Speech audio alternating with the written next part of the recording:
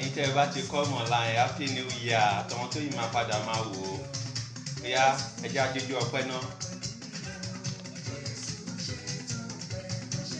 ẹ jẹ́ ká jíjó ọpẹ́ pé a cross over sí 2021 ògbólógbò 2020 ti lọ́n tiẹ̀ ó ti kó ṣẹ́ òṣì pandẹ́míìkì gbogbo strike gbogbo oríṣiríṣi tó kó wá ní tí ò dá àwọn ètò dá tó kó wá ti kó ọ̀run yẹn sílẹ̀ fún wa ẹ jẹ́ ká share ẹ̀ káwọn lot of people lè tètè come online.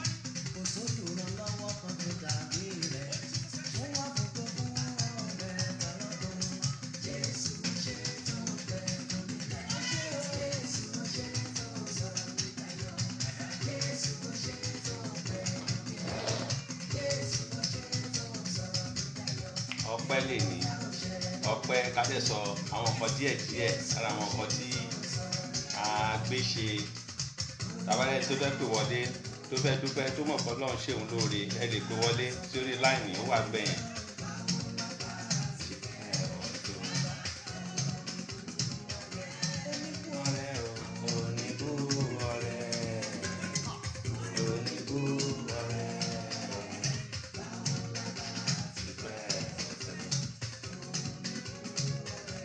alájà kúdírà tọmọ dúdú happy new year ẹ̀yin náà o adúpẹ́ lọ́dọ̀ Ọlọ́run o 2020 kó tiẹ̀ lọ 2020 wà yìí ayọ̀ ìdùnnú la fi bẹ̀rẹ̀ òun náà dáná máa fi parí ẹ̀ pẹ̀lú ògo Ọlọ́run wọ́n máa ṣe ọ̀pọ̀lọpọ̀ ọdún láyé inú wa dùn ayọ̀ wa kún ẹ bá wa share ẹ̀.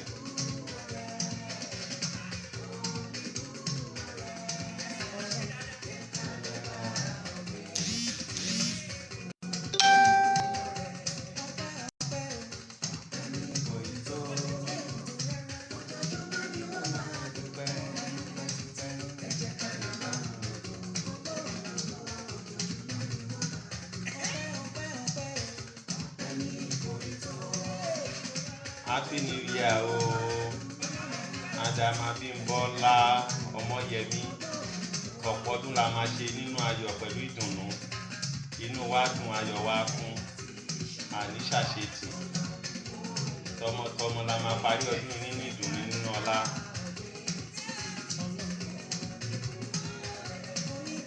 àwa tá a ti kọ́lé àkọ́lé tiwa àwa tá a ti kọ́ àkọ́ sí àwa tá a ti ra mọ́tò ara mọ́tò tiwa àwa tá a ti ra àtúnṣe ìdíẹ̀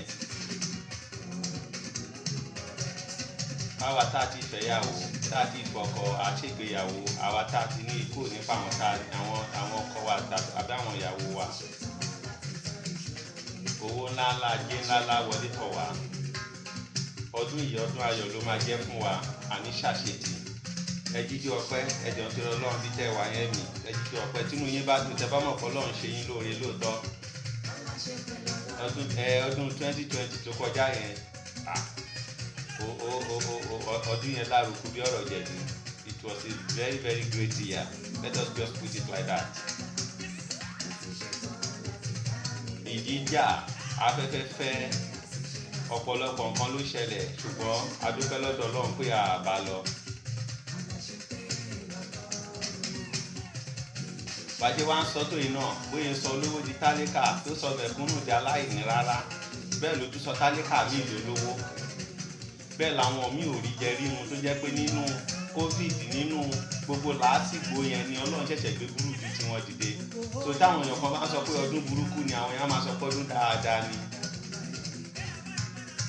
ojú méjì nílùú gbọ̀ngàn ní bí Yorùbá ṣe sọ.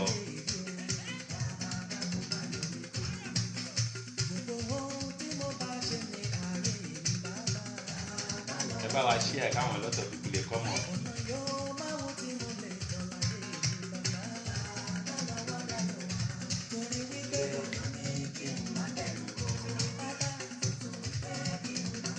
nínú ẹ̀ bá dùn táyọ̀ ẹ̀ bá kún ó yá ọ̀rá máa mì kó máa jíjọ́ ọpẹ́.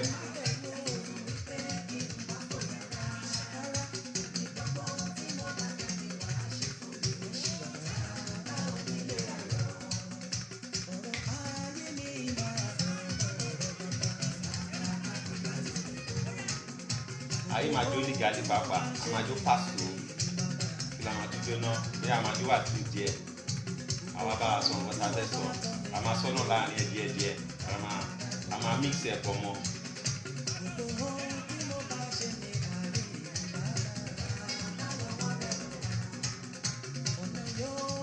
ògbólógbòó ọdún 2020 tó lọ yìí mo dúpẹ́ lọ́dọ̀ Ọlọ́run. Wọn ò pè mí lórí ọmọ ẹgbẹ́ omedi kankan pé ó kú, àsìkò ẹgbẹ́ ọmọ omedi kankan. A dúpẹ́ lọ́dọ̀ Ọlọ́run. Bó jẹ́ pé láàrin ẹ̀ kò ṣaláì máa ẹkùn àgbò ṣaláì máa mì, ṣùgbọ́n a ti dúpẹ́ lọ́dọ̀ Ọlọ́run.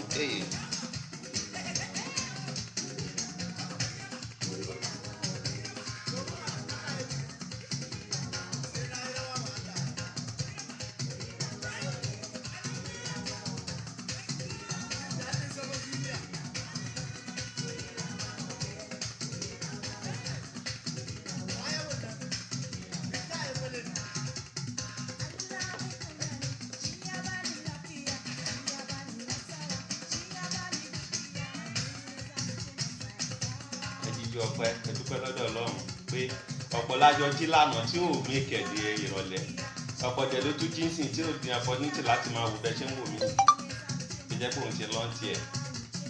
Alhamdulillah, fẹ́yìn Christian, hallelujah, káwa Yorùbá lápapọ̀ a dúpẹ́ lọ́dọ̀ Ọlọ́run.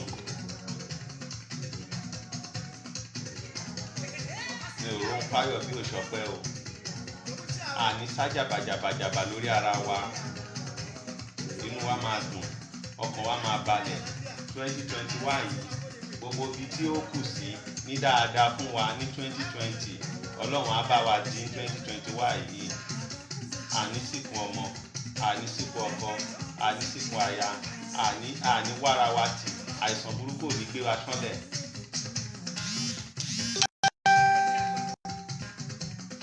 Ẹ̀jẹ̀ bá wà àwọn ẹ̀ bá wa ṣí àì káwọn ìlú lè tèrí tó wọ́n á lè kọ́ mọ̀.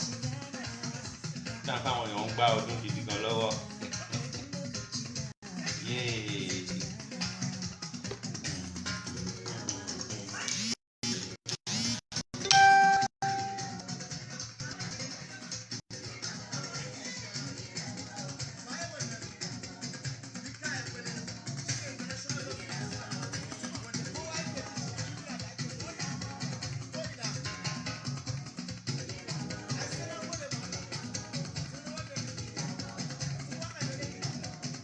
Hello?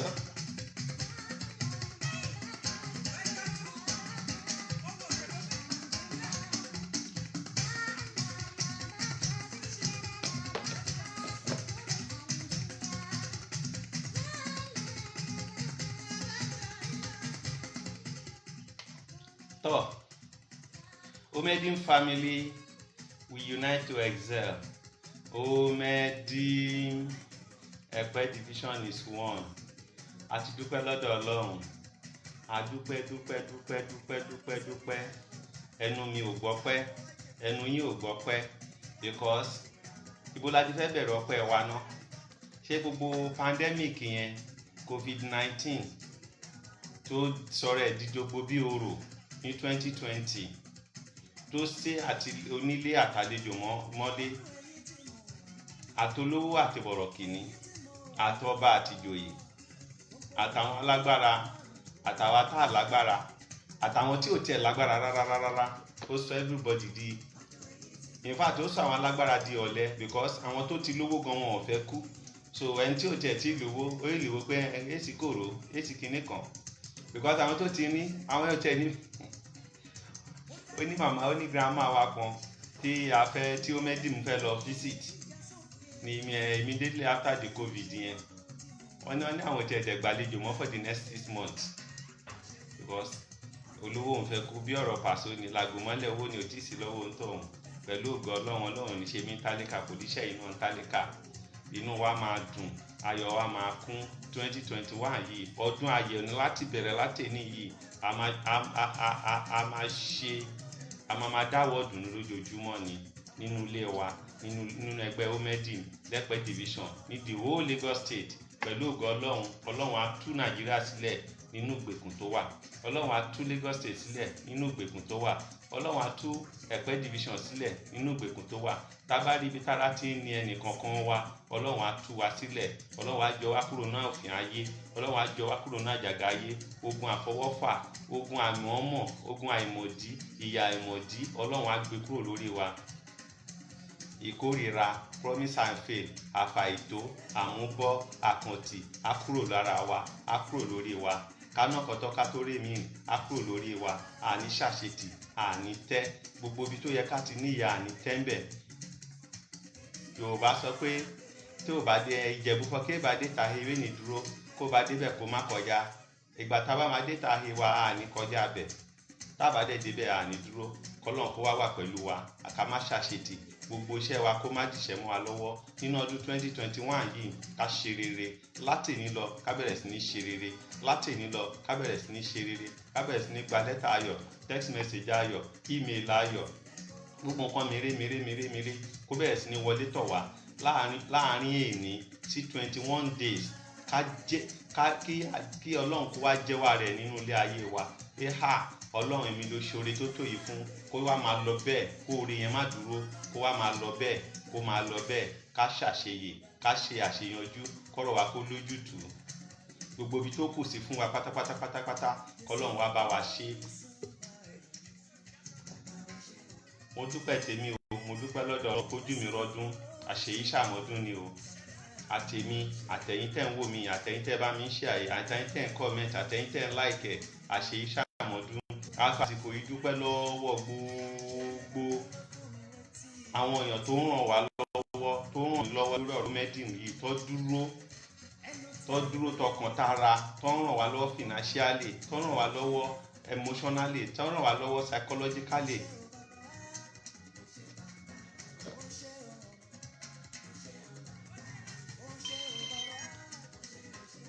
Hello? Wọ́n ń ṣe program lọ́wọ́. So kí Ọlọ́run kó túbọ̀ dúró tì wá. Àánú wa k'Ọlọ́run fi sọ́kàn ẹni tó máa ràn wá lọ́wọ́. Ẹláàánú kan tó ju ẹgbẹ̀rún lọ, k'Ọlọ́run kó gbé kò mí, kó gbé kò ẹ̀yin náà nínú ọdún yìí, nínú oṣù yìí, nínú ọ̀sẹ̀ yìí. Because ọ̀sẹ̀ yìí ení Friday ọ̀la lọ́sẹ̀ sì máa parí. Kò sí nǹkan t'Ọlọ́run ò lè ṣe láàrin ìṣẹ́jú kan. Àní wá owó tì, àní wá ajé tì. Gbogbo ọ̀nà pátá l'Ọlọ́run máa bá fi tú Ẹ̀pẹ́ sílẹ̀ nínú ìgbèkùn tó wà. Ní àná mo lọ sí Ìbẹ̀jú Lẹ́kí pẹ̀lú àwọn tíìmù ti Ìbẹ̀jú Lẹ́kí lọ́hùn. A jọ lọ sí àwọn ìlú bíi méjì kan. Ìdótùn lákọ́kọ́ ti bẹ̀rẹ̀. Ọlọ́run kó help Ẹ̀pẹ́ o. Ògo ló yọ Ọlọ́run. Mo dúpẹ́ Ọlọ́run. So bí n ṣe ń sọ lọ lánàá yẹn, ìgbà tí in fact nǹkan tá a bá lọ pé 100 omi ó ti ń wọlé. Ṣé nígbà tí a débẹ̀ tá a bẹ̀rẹ̀ program yẹn, tá a fi ṣe live broadcast fún wọn, àwọn kan tí mò ń gbọ́, àwọn kan nígbà tá a parí live broadcast yẹn, àwọn ọ̀rọ̀ tí wọ́n ń sọ pẹ̀lú àwọn kan tó ṣẹlẹ̀ tí mo fojú ara mi yìí rí, àánú ṣe mí o. Ìbẹ̀jú Lẹ́kí is as good as gone.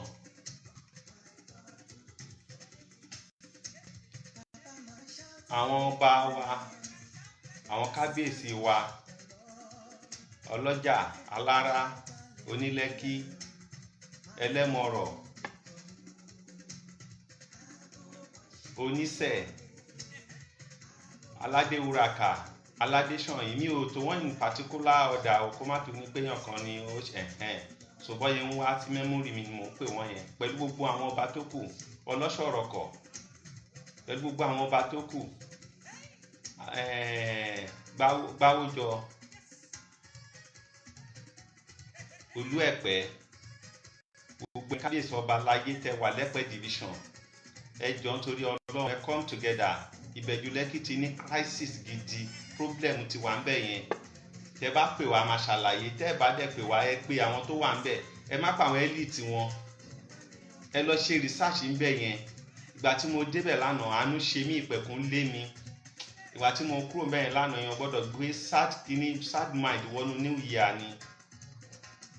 In fact ìgbà tá a kúrò bẹ́ẹ̀ tá dé ó dà pé tá ń jáde bọ̀gbà tá dé ó dà pé bus stop Ìdó-Òtò níbẹ̀ main bus stop wọn à ń láti park ni because ìpẹ̀kun lé mi pẹ̀lú àwọn kan tí mo rí tó ṣẹlẹ̀ sí àwọn èèyàn tó ń gbé bẹ̀ yẹn.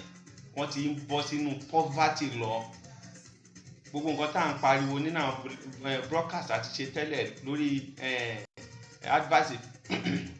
adverse effect of citing a petroleum company sí àdúgbò kan ó ti fẹ́ máa ṣẹlẹ̀ sí wọn bẹ̀ yẹn. A ṣe broadcast tán wọ́n ń tọrọ owó, kì í ṣe pé torí pé bóyá mo fún wọn ní ṣéǹjì tọrọ kọ́bọ̀ o, but kò yẹ kó rí bẹ́ẹ̀ yẹn tẹ́lẹ̀. Tó bá lọ sókun tó bá máa kúrò bẹ́ẹ̀ wọ́n máa fún ẹ ṣáwá pé kò fi panu nínú mọ́tò. Ẹni tó lọ pa ẹja tó ti lọ látòru ìgbà tó máa dé tá a bá ń bẹ̀ àmì tó máa dé ojú wa ló tẹ̀ ṣe dé tó tẹ̀ tó jábọ́ sí nígbà tó fẹ́ bá gbé bí ọkọ̀ ẹ̀ fẹ́ gúnlẹ̀ sébùté. Ó wà nù fídíò tá a ṣe lánàá. Tẹ bá rí ẹja tó kó ẹja tó pabọ̀ wàhálà ẹja yẹn kí má kàrà mọ́ ẹ̀ṣá mọ̀ pẹ́jà yẹn ò lè wọ 2000 mọ̀ pẹ́jà yẹn ò lè wọ 2000 nínú ẹ̀ ló máa ti bọ́yàwó ló máa ti bọ́ ọmọ.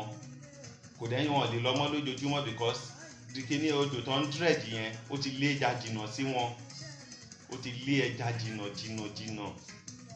Àwọn ẹja tó mú wá gan apá kún gbogbo ara àwọn ẹja yẹn ni apá kún gbogbo ara àwọn ẹja yẹn tó ti dégbò sára wọn torí wọ́n nítorí dredging yẹn ni.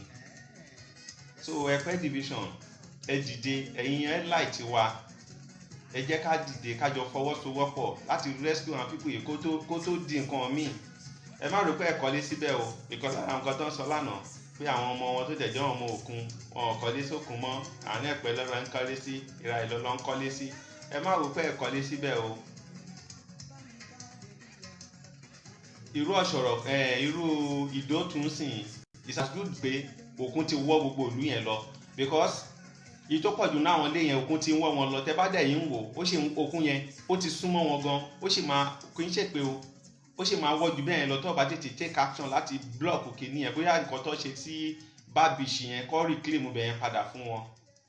Ibi tí àgbọ̀n wọn wà létí èbúté wọn tẹ́lẹ̀ sí ibi tó wà is over 500 meters tí òkun yẹn ti wọlé sí wọn lára. Àwọn ibi tí a show lánàá yẹn ẹ rí àwọn burial ground yẹn ẹ rí pé omi ti ń débẹ̀. Burial ground 1942 1952 1940 something. So at the end of the day kí kó má bàa di bá ńlá ìnira ti wà fáwọn pípù yẹn already. Ọlọ́run nìkan ló lè ṣàánú wọn because a fọ àwọn ọ̀rọ̀ kan wọ́ra owó ẹ̀rọ lánàá. Àwọn nǹkan tó fẹ́ máa sọ mọ́ láti máa pin wọn lábẹ́ lẹ́yìn kámẹ́rà ni pé kọ́ máa sọ̀rọ̀ lọ bẹ́ẹ̀ anybody kọ́ máa sọ̀rọ̀ bẹ́ẹ̀ yẹn so that wọn tún ní sọ pé ń ṣe làwọn ọmọ ń bú àwọn èèyàn kan pẹ̀lú ẹ̀ náà àwọn èèyàn kankan sì sọ̀rọ̀ tẹnu wọn. So torí tọlọ́run ẹ jẹ́ ká dìde gìrì. Ìbẹ̀jú Lẹ́kì ni mo rò pé fúṣọ̀ of Ẹ̀pẹ́ division tẹ́lẹ̀ o mi ò rí fúṣọ̀ kankan bẹ̀ lánàá nígbà tí mo lọ síbẹ̀. Mi ò rí fúṣọ̀ kankan. Àwọn tó a jẹ́ elite wa tá a wà ń bẹ̀ the only thing tí wọ́n wà after ni láti ta ilẹ̀. Tẹ bá tẹ̀ máa talẹ̀ ẹ ṣọ́ra àwọn èdè kan wà tẹ́ ẹ bá talẹ̀ fún wọn. Gọ́vnà Sanwó-Olú ó fi style sọ fún yín ní November 1st nígbà tó wá ṣe flag of ọ̀nà express yẹn pé kẹ́ ṣọ́ra talẹ̀ fáwọn a particular set of people. Gọ́vnà Sanwó-Olú wọ̀nù yín lọ́jọ́ yẹn and that is my stand as well. Àwọn ẹni yìí wọ́n ti gba Ọ̀jọ́ wọ́n ti gba gbogbo ilẹ̀ Àwórì tán àwọn ló ń dictate ń bẹ̀. Tẹ́ ẹ bá gbà wọ́n láyè l'Ẹ̀pẹ́ division anyway mo ń sọ tèmi bí mo ṣe ń sọ yóò ti ń yé gbogbo wa tá a jẹ́ Yorùbá. So àwọn dẹ̀ lọ́ máa rówó ńlá gbé sílẹ̀ jù ilẹ̀ tẹ́lómi máa sọ pé lè máa ra 3 million wọ́n ready láti ra 4 million because wọ́n ti ṣe meeting wọ́n ti ní pé káwọn lọ claim gbogbo ilẹ̀ Lagos State. Wọ́n dẹ̀ ti ń gbà lọ nísìnyí tẹ́ ẹ̀ bá rí wọn ẹ̀ lè ṣe election ibi tó ń gbà wọlé sí wa lára nìyẹn. ẹ̀yin tẹ́ ẹ̀ bá ti sọ pé ẹ fẹ́ fún wọn ní position kan ṣé Yorùbá lè lọ sí ìlú wọn pé àwọn fẹ́ fọwọ́ lálẹ̀ pé nǹkan kan tí ó bá ṣe pé wọ́n ní mission irú Agége tí Haúsá kún bẹ́ẹ̀ ṣé Haúsá bá yín do anything tó báwọn ṣe bá yín dùn kan tẹ̀ máa ní ẹ̀ṣẹ̀ tó máa decide láti bá bí pátì kan bá báwọn ṣe wọ́n bá pátì kejì lọ tó bá dẹ̀ bá pátì kejì lọ tí ẹ̀ bá ti promise wọn just because a ní philosophy a ní kankan ní mind nínú àwọn politicians wa ibi tó bá ṣàmà ti rí owó ibi tó bá ti rí position kọ́ lè jí owó because wọn ò ní kankan ní mind faraàlú tó bá jẹ́ pé ideology wa pé okay o this is APC o bye bye la ideology wa we are progressive o anybody tó bá wà progressive minded ló máa wá bẹ̀ tó bá jẹ́ pé real ideology wa pé okay o PDP o conservative ni wa o capitalist ni wa o anybody tó bá wà conservative in minded ló máa wá síbẹ̀ because those are just the two leading parties ta ní Nigeria unless tabadẹ fẹ́ tán ra wa lóko is APC PDP and others so ẹ wá wo party méjèèjì yẹn tí kan bá ti lè ní PDP tí ó bá ti rí ó ń lọ sí APC nìyẹn á ní PDP ó lè ní wọ́n mọ nǹkan kan ṣe oníranù ni wọ́n tó bá ti lè téèyàn abẹ́rẹ́ tó lè ní APC tí ò bá ti bá ó ń lọ sí PDP nìyẹn á ní PDP abúlé kó wọn lẹ́rù ni àtàzọ̀ nǹkan kan tó ṣe kúrò ń bẹ̀ tó bá tún ti padà tó bá tún ti lọ sí PDP yẹn tọ́wọ́ ìbá tún tẹ̀ nǹkan tó wá lọ a tún padà sí APC alóhùn ò mọ̀ pé bóun ti excursion lọ sí PDP ni bóun mọ̀ pé wọ́n wọ̀ sí yẹn èyí tó bá wá sí APC náà tí ò gẹ̀ẹ́tì nǹkan tó fẹ́ gẹ̀ẹ́tì á bẹ̀rẹ̀ sí ní bú APC á padà sí PDP ṣé àwọn leaders ti abẹ́ tẹ̀lé nìyẹn it means they are only after their pocket ẹni tí a bá máa tẹ̀lé ó láti jẹ́yàn tó jẹ́ pé ó gbóná o ó tutù o ó laruku o ó ṣe anything o ó máa dúró ẹ̀pà síbi tó wà ní so kì í ṣe pé PDP lẹ́ni APC lọ́la àtúpadà lọ sí wọ́n tún ní KDK làwọn youth ti fẹ́ ṣe kinní kan gbókè káwọn youth lè support wa ẹ jẹ́ ká tún kóra wa lọ síbẹ̀ náà kọ́lọ́n kó wà pẹ̀lú wa ẹ jẹ́ ká jó díẹ̀ sí i.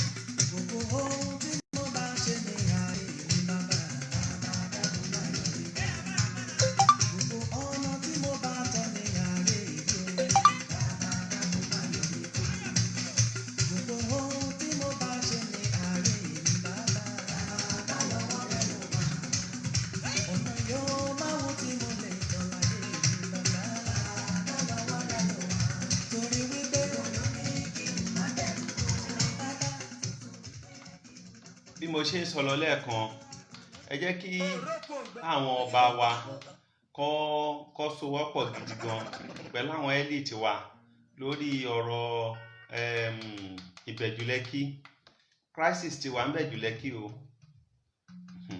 crisis ti wà ní Ìbẹ̀jú Lẹ́kì crisis ó ti wà ní Ìbẹ̀jú Lẹ́kì ẹ jẹ́ ká tètè kákógiri mọ́ àwọn èèyàn ti di mi fẹ́ lo negative language ní ìyàlá wa yìí èèyàn kan wá lánàá ó wá pàdé èèyàn kan náà àwọn èèyàn tá a jọ lọ me looking at that man bàbá yẹn òun pẹ̀lú landlord òun pẹ̀lú tenant ẹ̀ lọ́jọ́ ní problem ó dáhùn pé tenant yẹn lágbára jùlọ me looking at him bó ṣe wà yẹn tí nǹkan bá ṣe gíì lẹ́gbẹ̀ẹ́ kan lójijì lẹ́gbẹ̀ẹ́ á drop dead ni yẹn pẹ̀lú máa ń tí ó wá bá bóyá ọlọ́ọ̀kan aníṣẹ́ rí pé máa ń yẹ is a living corpse and of course he was so torí tọ lọ́hùn ẹ jọ̀ọ́ ẹ jọ̀ọ́ ẹ má jẹ́ kí àwọn èèyàn kó dìgbà tó bá bẹ̀rẹ̀ sí ní pick arms ká tó sọ pé a fẹ́ máa protect ara wa ṣẹ́rú owó tó fẹ́ ká fi protect ara wa lágùn tó yẹ ká fi máa protect ìlú ńgbà yẹn tá a bá ṣe ń sìn láti savage situation tó wà ń sìn everybody á lè sùn á lè mórí lé òṣùká ní tó dẹ̀ máa sinmi tó máa sùn tó máa fojú méjèèjì sùn tó bá díje pààyè kò sí sinmi mọ́ nìyẹn o because tó bá ti di pé àwọn boys yẹn wọ́n ti bẹ̀rẹ̀ sí ní acquire gbogbo nǹkan tí ò yẹ kó acquire ẹ máa ra àbọ̀n ẹ máa kọ́ ọlọ́pàá lọ́bẹ̀ wọ́n á jọ máa para wọn á jọ máa waste life crime yẹn ò dẹ̀ ní lè ṣe stop mọ́ ẹ wo Niger Delta ẹ wo Niger Delta ẹ wo Niger Delta tẹ bá rẹ anybody tó ń lọ sọ́hun àbí tó mọ̀yàn tó jẹ́ pé ẹ jẹ́ kọ́ ròyìn bẹ̀ yẹn fún yín nǹkan tó ń ṣẹlẹ̀ lọ́hùn kó má lè bá ṣẹlẹ̀ ní gbogbo ariwo tá a tètè ń pa yìí impression tí mo bá lọ síbẹ̀ jù Lẹ́kì ní àná di 31st December 2020 ó yàtọ̀ sí nǹkan tí mo bá ń gbà tí mo débẹ̀ ìgbà tí mo tún kúrò ń bẹ̀ in fact ọkàn mi gbọgbẹ́ gidi gan lánàá yẹn ó dùn mí báwo la ṣe dé level yìí tá dẹ̀ láwọn olórí tá láwọn èèyàn pàtàkì láwùjọ láàrin wa ẹ jọ̀ọ́ mi ò fẹ́ dárúkọ any particular person pé kó múra wọn because ọ̀rọ̀ ṣáàmà wọn ti ń lọ bẹ̀rẹ̀ sí pẹ̀lú àwọn ọ̀rọ̀ politics èmi tí ó lè dárúkọ èèyàn kan sí nǹkan ní bóyá ẹni tó ń support ṣáàmà náà nìyẹn gbogbo ẹ̀yin tẹ́ ẹ jẹ́ èèyàn pàtàkì ń bẹ̀ yẹn ẹ mọ̀ra yín kí àwọn tó wà lẹ́pẹ́ central Ìkòsèjìrìn àti Erédò náà kọ́ má dá wọn dá mo expect gbogbo àwọn bàbá bámú àwọn bàbá ọlọ́jà alára Olúẹ̀pẹ́ mo expect yín kẹgbẹ́ ìgbìmọ̀ tó lágbára dìde kẹgbẹ́ ìgbìmọ̀ tó lágbára kẹgbẹ́ jókòó kẹpẹ́ àwọn ọba Ìbẹ̀jú Lẹ́kì ọba Ìkòsèjìrìn ọba Erédò àti ọba Ẹ̀pẹ́ central kẹpẹ́ everybody sí round table gbogbo àwọn dádì wa Bọ̀dé Kashif dádì wa Kasali ẹ pè wọ́n ẹ tẹ máa wọn kankan bẹ́ẹ̀ náà tẹ máa pè ká tètè nip kíní abroad ká tètè make sure pé a jẹ́ kó escalate sí nǹkan tí ò ní bá a ṣe control mọ́ nǹkan ṣẹlẹ̀ bẹ́ẹ̀ tí mi gbọ́dọ̀ sọ mí báyìí o tẹ bá pè mí one on one màá ṣàlàyé àwọn nǹkan tí mo rí fún yín o nǹkan ṣẹlẹ̀ bẹ́ẹ̀ yẹn gan o àwọn èèyàn ti ń bọ́ sínú wọ́n ti slip into poverty tó bá rọ́jú díẹ̀ tó bá ṣe àwọn obìnrin ló máa ń kọ́ bẹ̀rẹ̀ sí ní ṣaṣẹ́wó tó bá yá àwọn ọkùnrin náà wọ́n á bẹ̀rẹ̀ tiwọn tóbìnrin bá tẹ̀ ṣaṣẹ́wó ẹ mọ̀ pé tọkùnrin bá túbà ló lè ṣe tí ọkùnrin bá go into crime kò kí ń yí sí láti fà wọ́n padà mọ́ o ẹ máa kó bọ̀n wá ẹ máa jọ pàdé ara yín ni kó má lè dé level yẹn ní gbogbo tí mo ṣe ń pariwo yìí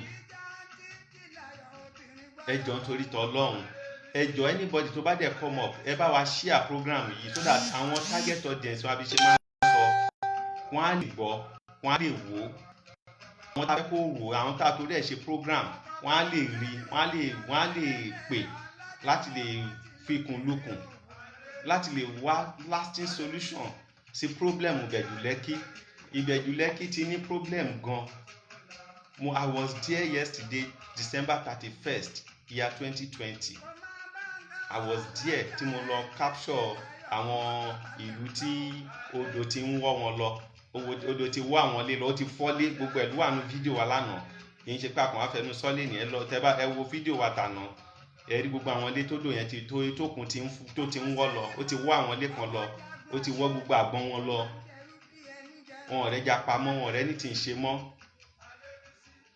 so torí t'Ọlọ́run mo máa bẹ̀ wá ní torí t'Ọlọ́run ẹ jẹ́ ká rí sí ọ̀rọ̀ Ìbẹ̀jú Lẹ́kì yẹn èní a fẹ́ fi jíjó ọpẹ́ ni so mi ò fẹ́ kọ́rọ̀ pọ̀ jù.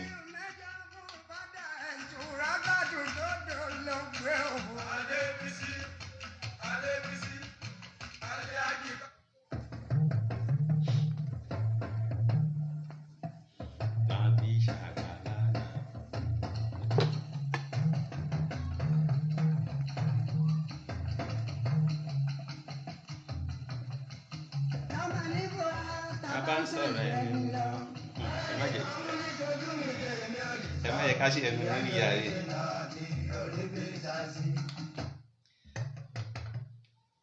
That reminds me mo fẹ́ dúpẹ́ lọ́wọ́ ìjọba Lagos State fún ariwo tí gbogbo ọmọ Ẹ̀pẹ́ division pa lórí àwọn ọ̀nà wa tí wọ́n dẹ̀ fọkàn balẹ̀ ńgbà yẹn, tó fọkàn wa balẹ̀ ńgbà yẹn pé àwọn máa bá wa ṣe ọ̀nà yẹn ní November tí òjò bá ti dá. Wọ́n dẹ̀ dá ọjọ́ yẹn kò sé kò yẹ̀. Wọ́n wá ní November 1st, wọ́n wá flag off àwọn ọ̀nà yẹn. Ní ìbẹ̀rẹ̀ iṣẹ́ yẹn ó slow down. A cover ńgbà tó pé month, èní ló pé 2 months. And of course I was along that axis yesterday, Ìbẹ̀jú-Lẹ́kì axis. So mo rí iṣẹ́ tó ṣe, though mo lọ síbẹ̀ náà after the December 1st yẹn, mo lọ síbẹ̀ bí ẹ̀ẹ̀mejì àbẹ́ẹ̀mẹ́ta ta kàn spy àwọn iṣẹ́ yẹn lọ. Wọ́n ti gbìyànjú iṣẹ́ yẹn gan. So kudos to you Governor Sanwo-Olu, kudos to you Dr. Hamzat, pẹ̀lú gbogbo àwọn kábíyèsí wa. Ẹ ṣé gan, ẹ ṣé, mo dúpẹ́. Gbogbo ọmọ Ẹ̀pẹ́ division dúpẹ́ lọ́wọ́ yín. Ẹ̀yin rep wa, ẹ̀yin assembly wa, gbogbo yín pátá la dúpẹ́ lọ́wọ́ ẹ̀. Àti gbogbo stakeholders pátá tó pariwo lórí ọ̀rọ̀ ọ̀nà yẹn, gbogbo yín pátá la dúpẹ́ lọ́wọ́ ẹ̀. Because agan lọ̀rọ̀ lẹ̀ yìí, báwa ṣe pariwo àwọn kan náà tó pariwo. So ọ̀nà tí kálukú gbà ó yàtọ̀ síra wọn. Ẹlòmíì ó mọ ọ̀nà ẹni ilé ẹ̀kọ́ mẹ́ni bẹ́ẹ̀ ní ṣe ajá ẹni yẹn jẹ lọ́kàn. Tẹ́lómi bá tún béèrè ajá jẹ lọ́kàn, òun náà tún dókè, á tún put pressure. So a dúpẹ́ lọ́wọ́ everybody. Ọ̀nà Ìkòsè Ìjìnrìn náà wọ́n ti ṣe ọ̀nà yẹn náà díẹ̀. Wọ́n ti ṣe láti ibi Ẹ̀pẹ́ yẹn, wọ́n ti ṣe débi bridge yẹn, wọ́n ti ṣe dé Ṣàlà. Ṣe bí Ṣàlà ni? Ṣàlà. Wọ́n ti ṣe dé Ṣàlà. So èyí tó kù ni kó tètè bá wa speed ẹ̀ up. So as at last time bíi 2 weeks ago tí mo lọ síbẹ̀ yẹn, so mo rí pọ́n ti ṣọ̀nà yẹn. In fact just truly ni kó bá wa ṣe, kó dẹ̀ lo good materials tí ò ní tètè bàjẹ́, tí ò ní tètè, tí ń ṣe pé wọ́n máa lo ọ̀nà láàrin oṣù mẹ́fà àti máa ní potholes. So mo dúpẹ́ gan lọ́wọ́ yín gbogbo ọmọ Ẹ̀pẹ́ division pátápátá, àti member Omedim, àtẹni tó ń ṣe member Omedim, and in fact anybody tó bá bàgbọ́ ti jọ́ ọmọ Ẹ̀pẹ́ division member Omedim nìyẹn. O kàn lè má jẹ́ active member or registered member or good standing member, jẹ́ kí n lò bẹ́ẹ̀ yẹn. So anybody tó bá lè jọ́ ọmọ Ẹ̀pẹ́ division, bóyá o join wa lórí Facebook àbí báwa ń ṣe meeting àbí nǹkan kan o join wa o member nìyẹn, ìwọ ló kàn join. Pẹ̀lú ògo Ọlọ́run gbogbo yín pátápátá lè máa padà ràn wá lọ́wọ́ tí a máa jọ gbé iṣẹ́ yìí lárugẹ. Hello? Yes. Good evening. Who is speaking?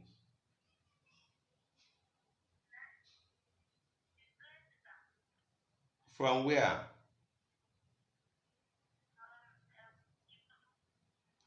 Please call me back later, maybe in an hour's time. So ẹ má bínú, àwọn olóyìnbó làwọn yẹn. Nǹkan mi ló fẹ́ bá mi sọ, kí n sọ̀rọ̀ program. Mo rò pé ó fẹ́ dá sí program live mo ṣe gbé call yẹn. Ẹ má bínú, yé máa ti bá mi. So ọ̀nà yẹn kó bá wa lo materials tó wà òkè, kó dẹ̀ rí gan supervise ẹ̀ dáadáa. Ẹ má jẹ́ kó jàrá bá wa jù. Abíọ́lá kú kò gbowó lọ anywhere, kò gbowó lọ anywhere. Abacha kú kò gbowó lọ anywhere, kò gbowó lọ anywhere. Èèyàn ní ìdówó láti fi ṣayé, gbogbo adẹ̀ la máa rówó fi ṣayé. Mi ò ní ká má lè owó, mi ní ká má lè ọrọ̀ ayé. Bẹ̀tẹ̀ má jẹ́ kó jàrá bá wa lọ ju ẹ̀mí ọmọ èèyàn lọ. Gbogbo táwa náà ń ṣe yìí sin tó bá jẹ́ pé àjàrà bá owó púpọ̀ ni a lè má lè ṣe, bóyá máa sá pé kéèyàn kan má ṣe kinní kan, kéèyàn kan má ṣe. Bẹ̀tẹ̀ àwa ti mọ̀ pé ẹni tọ́lọ́run bá ṣoore fún nìkan lórí yẹn ń pẹ́ lọ́wọ́ ẹ̀, ló dẹ̀ ń dúró sọ́wọ́ ẹ̀. Tọ́lọ́run ò bá tó bá gbọ̀nà àlùmọ̀kọ́rọ́ tó bá gba lọ́fẹ̀ẹ́ kan ti sọ pé ó máa gba oore lọ́jọ́ yẹn ni. So àmọ́ àwọn èèyàn tó jẹ́ pé wọ́n gba oríṣiríṣi ọ̀nà kò dán bọ́ọ̀rọ̀ àwọn boys. So Olúwa ní ṣọlá, bọ́ọ̀rọ̀ àbẹ̀bí, orúkọ àbẹ̀bí, Olúwa ní ṣọlá. So ẹ jẹ́ ká ní àánú ọmọ èèyàn lọ́kàn. Mo dẹ̀ máa rọ̀ wá, mo máa bẹ̀ wá. Ọdún yìí a ní àwọn budget àwọn nǹkan tí a fẹ́ ṣe tó dẹ̀ jẹ́ pé ó máa touch virtually all the schools l'Ẹ̀pẹ́ division. Mo máa rọ̀ wá, ẹ help wa, ẹ assist wa financially, ẹ assist wa pẹ̀lú ọ̀rọ̀ ẹnu, pẹ̀lú ìyànjú, pẹ̀lú àmọ̀ràn. Ẹ dúró tì wá, because gbogbo ẹnìkan kọ́ lówó. so ẹni tí ò lówó kó náíjò ìjẹ́bú pápá fún àìjò jòwó bẹ̀tì ìbọn program tàbẹ́ ṣe yẹn owó rà máa fi ṣe o àìjò nìkan. So ẹni tí ò lówó kó láìjò, ẹni tí ó mọ̀ fún òun lè ráyè àìjò kó fún wa lówó. Owó tẹ bá fún àpò mi kọ́ ló ń lọ, ó mẹ́dìm lákàntì ẹ̀, so tẹ máa bá wa fi sí so that a lè ṣe àwọn nǹkan tí a fẹ́ ṣe yẹn.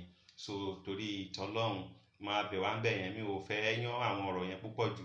Èní yìí mo kàn fẹ́ fi dúpẹ́ ọdún lọ́dọ̀ àwọn èèyàn wa àti lọ́dọ̀ Ọlọ́run tó láyé tó lọ́run tí ó ṣọ́ wa kọjá ògbólógbò ọdún 2020 ká bọ́ sí 2021. Lágbára Ọlọ́run 2021 yìí ọdún ayọ̀ mi ni láti ní on the 1st of January 2021. Ọdún ayọ̀ mi Fọlábí Ọ̀nàsànyà ni. Ọdún ayọ̀ ọwọ́ yìí náà ni. Tó bá mọ̀ pé ọdún ayọ̀ ẹni kọ́mẹ̀ntì ẹ̀ sísàlẹ̀ pé ọdún ayọ̀ mi ní 2021. Ọlọ́run á ṣe wá lólú ọmọ. Àní ibi tẹ́gbẹ́ wa ti ná owó àní ná ojú ń bẹ̀. Pẹ̀lú ògo Ọlọ́run inú wa á dùn, ayọ̀ wa á kún. Ẹ jẹ́ ká gbọ́ bàbá lẹ́pẹ̀ díẹ̀. Ló mọ̀ pọ̀ ní ṣọlá yẹ̀yẹ́ tálíkà o. Olúwa ló ṣiṣẹ́. Ni wọ́n fi ń ṣe yẹ̀yẹ́ tálíkà o. Olúwa ló ṣiṣẹ́. Tòdòlówó o. Tòdòlówó ló dá wọn tálíkà ló ṣẹ̀dá àdárí kan. Tòdòlówó o. Tòdòlówó ló dá wọn tálíkà ló ṣẹ̀dá àdárí kan. Ìwọ tó lówó tó ń bẹ̀rẹ̀ àdárí kan. Bàbá tó bí ẹ kò ní là ń káyé ní. Mi ò ṣe ní lọ́mọ méjì lọ́wọ́. Ìwọ tó lówó tó ń gbẹ̀gàn adarí kan. Màmá tó bí ẹ kò ní là ń káyé ní. Mi ò ṣe ní lọ́mọ méjì lọ́wọ́. Ẹ̀yin tẹ́ ẹ kọ́ ọmọ ọ̀pìn yẹn ẹ jọ̀ọ́ ẹ bá wa share ẹ̀. Anybody tó bá ti wo fídíò yìí ẹ bá jẹ́ pé àwọn tó máa padà wò tẹ́ bá ṣe ń wò ẹ bá wa máa share so that àwọn a lot of people only àwọn messages ẹ bá wa máa share ẹ̀ so that a lot of people máa lè rí ó láwọn messages tá à ń fi sí àárín àwọn broadcast yìí so that àwọn tó bá kàn by the time tá a bá máa dé ọ̀dọ̀ wọn wọ́n á ti ní pre-knowledge àwọn nǹkan tí a fẹ́ bá wọn sọ. Ẹlòmíì gan lè má dọ́dọ̀ ẹ̀ kó jẹ́ pé á mọ̀ pé àkíní ìdẹ́kàn wọn o á dẹ̀ gbégbèsè lé lórí. So the best way tẹ́lẹ̀ gba assist wa the first assistant ni pé tá a bá ti ń ṣe broadcast báyìí àbí a fi any video síta lórí omedim kẹ́ bá wa share ẹ̀ dáadáa so that a lot of people will be able to view it. Ẹ jọ̀ọ́ torí Ọlọ́run.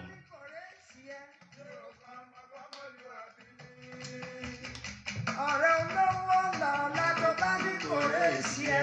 Yorùbá ọmọ bọ́bọ́lù àbíní. Ọ̀rẹ́ olówó lọ́kúnlá tó bá ní kò rè sí ẹ. Yorùbá ọmọ bọ́bọ́lù àbíní. Rèsì ẹni jọ mẹ́rin. Tí ò bínú o, bínú o, sí ò bínú o, ìwọ̀n bí ẹ̀bùkì. Ọ̀gá ni kò rí jẹ́. Bí ò bínú o. Bínú o, sí ò bínú o, ìwọ̀n bí ẹ̀bùkì. Ọ̀gá ni kò rí jẹ́. Olówó tẹ̀rí ẹ̀, olówó tẹ̀rí ẹ̀ o. Wọ́n máa ti ọmọ mi. Bí orí ìṣí aṣọ. Olówó tẹ̀rí ẹ̀, olówó tẹ̀rí ẹ̀ o. wọ́n máa ti ẹ̀pọ̀ tí orí ìṣí aṣọ. Mẹ́sẹ̀gì ló wọlé látọ̀dọ̀ ara àwọn members wa láti Sango Ọ̀tà. Alágbádá wọn ní ká kí gbogbo yín pé a kú ọdún a kú yèdún o. Ẹ ṣé o.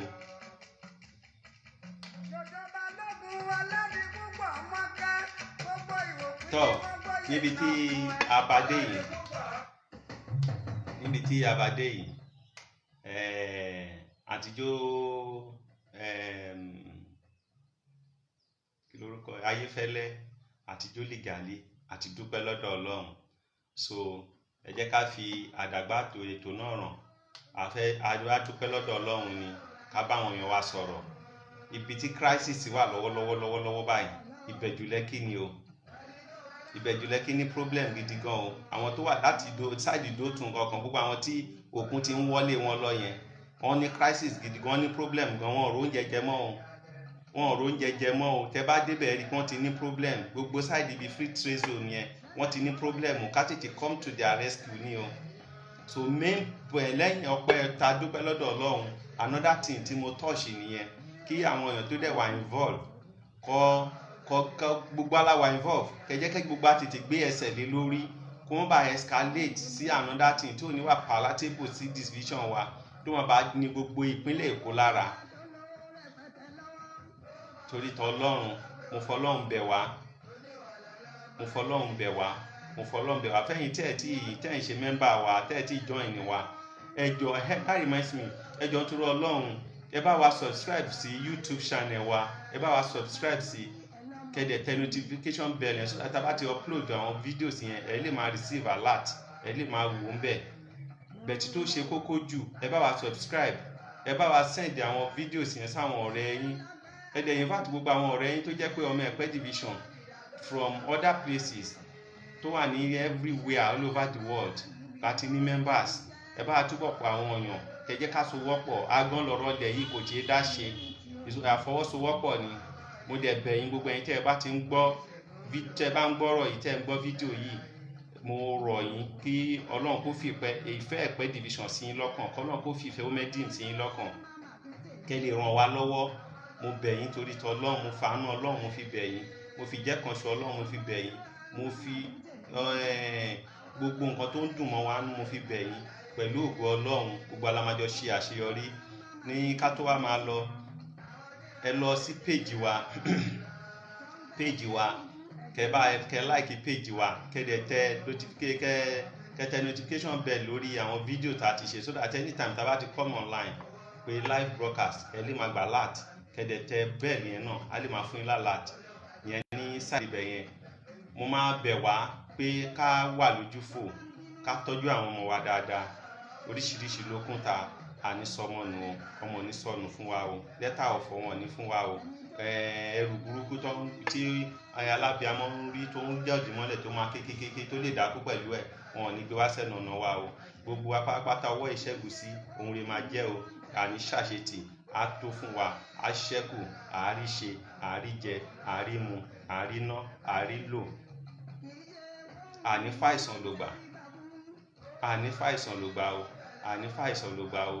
Gbogbo ọ̀nà tá a bá ń gbà la máa lu àlùyọ o, àní ṣàṣetì o. Ẹ̀pẹ́ division ní lọ sẹ́yìn o. Omedim Ẹ̀pẹ́ division is one. Omedim family we unite to excel. Ẹ má gbàgbé, ẹ jọ̀ọ́ ẹ lọ bá subscribe sí YouTube channel wa, ọmọ Ẹ̀pẹ́ division movement. Ẹ ti rí, kẹ bá subscribe. Ẹ ṣé, God bless Omedim.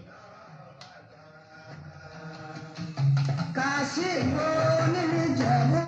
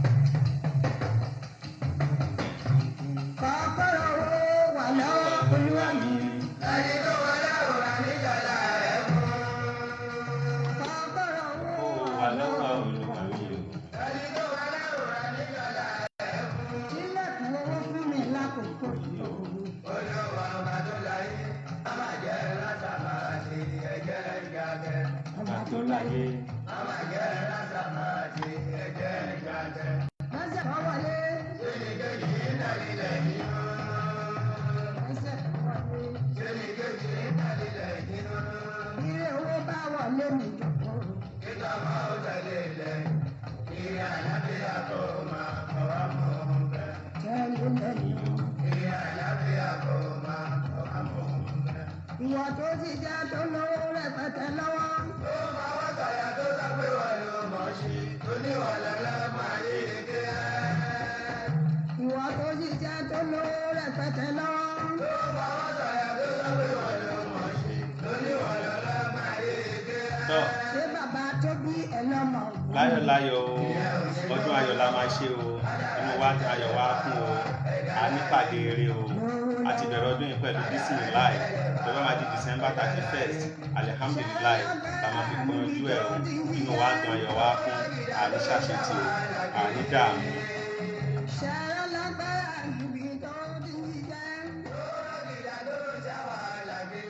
Àní dààmú, Ọlọ́run kó gbàdúrà wa, ẹ ṣé mo dúpẹ́, bẹ bá ṣe ń kọ́ ọmọkùnrin yẹn, ẹ ṣáà bá wa máa ṣíà ẹ̀, tó ṣe pàtàkì jù nìyẹn, ẹ ẹ ṣé, God bless comedy. Ọba Olúwa máma tún tèmi létí wọn. Ọba Olúwa máma tún tèmi létí wọn. Ọba Olúwa máma tún tèmi létí wọn. Tó ń bẹ́ lẹ́yìn ikú ẹ̀gẹ́ níyàwó. Àbíkí òmòtò gbòkè, ọkọ̀ pélé ẹ̀dùn ní bẹ́ẹ̀ máa èmi lọ́ọ̀dì. Ẹ̀sìn kẹ́lẹ́ ní owó wà mí bọ̀ àti bàbá mi ní. Èjì tẹ́sí olóka tó dání máa ṣe ìgbàgbé mi láàyè. Ẹni tó lówó tó bá ń bínú lọ́wọ́. Tó bá sọ̀rọ̀ orí yá máa bọ́ lẹ́nu ọ̀gá o. A ní kábíyèsí tí ẹ bá ṣe bínú. Ẹni tó lówó tó bá ń bínú lọ́wọ́. Tó bá sọ̀rọ̀ orí yá máa bọ́ lẹ́nu ọ̀gá o. A ní kábíyèsí tí. Mo fẹ́ ká gbádùn The Guardian díẹ̀ sí ni èèyàn kan ló text message pé àwọn ń gbádùn The Guardian ẹ̀ kí fún wa lẹ́yìn mínítì kan fi gbádùn ẹ̀ sí.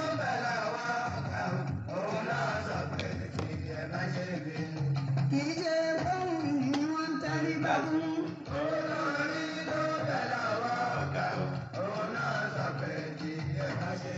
Ẹ̀wùn mi ó, àlùbáyé ká ló tẹ̀wùn mi ó. Àtọwọ́ Olúwa ló mú mi ó, àlùbáyé ká ló tẹ̀wùn mi ó. Àlùbáyé ká ló tẹ̀wùn mi ó. Àtọwọ́ Olúwa ló mú mi ó, Àlùbáyé ká ló tẹ̀wùn mi ó.